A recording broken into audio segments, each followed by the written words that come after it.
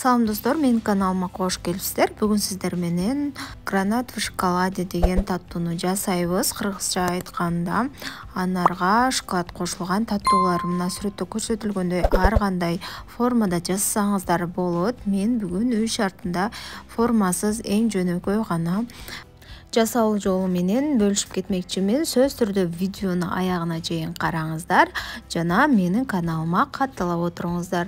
Андай эмесе жасап баштайбыз. Мына ушундай аябай сонун болуп чыгат. Эң эле бизге биринчи гранат керек болот жана шоколад, суюк май керек болот. Кадимки эле тамакка кошкон суюк май. Биздин биринчи ишибиз гранатыбызды жууп тазалап алдык сыртын. Эми баш жагын мына ушундай кылып кесип алабыз жана гранатыбызды бөлүктөргө бөлүп шоколадка кошууга даярдап алабыз.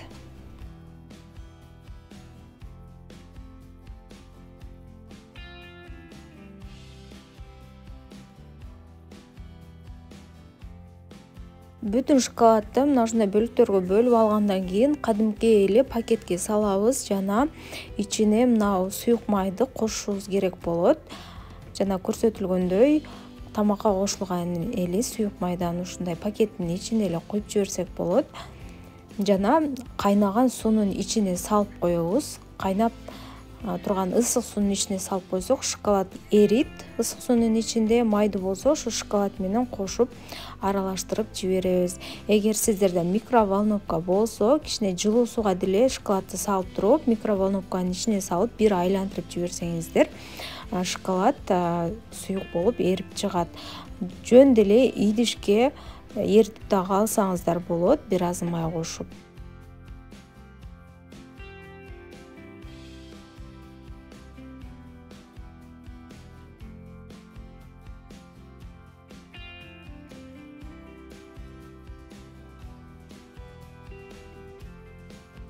Мына ушундай кылып даярдап алдык. Эми бизге пергамент бумагасы керек болот.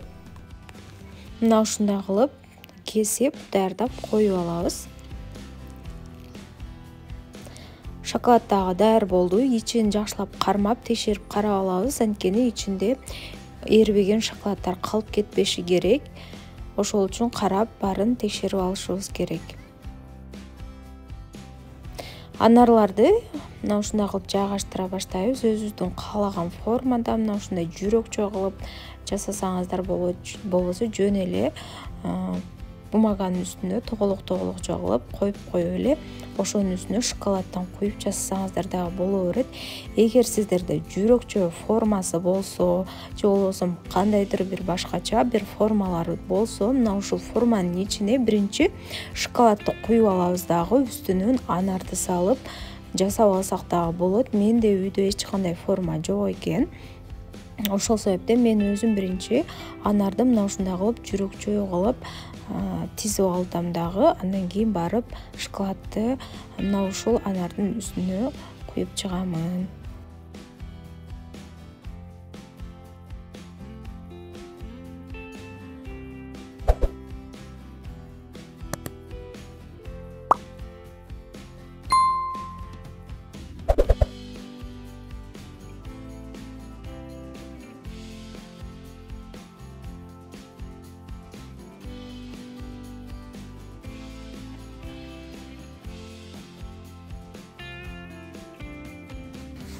Мына ушундай болуп даяр болот. Эми бул даяр болгон шириндиктерибизди морозильникке салып катырып алышыбыз керек. Мына ушундай болуп сонун болуп даяр болду. Кыздар, караңыздар, даамы дагы өзгөчө сонун болот экен. Достор, каналым жаккан болсо, сөз түрдө катталып коюңуздар жана коңгуроо белгисин басууну унутпаңыздар. Сиздер менен болгон Жайнагүл дагы жаңы рецепттерде көрүшкөнчө.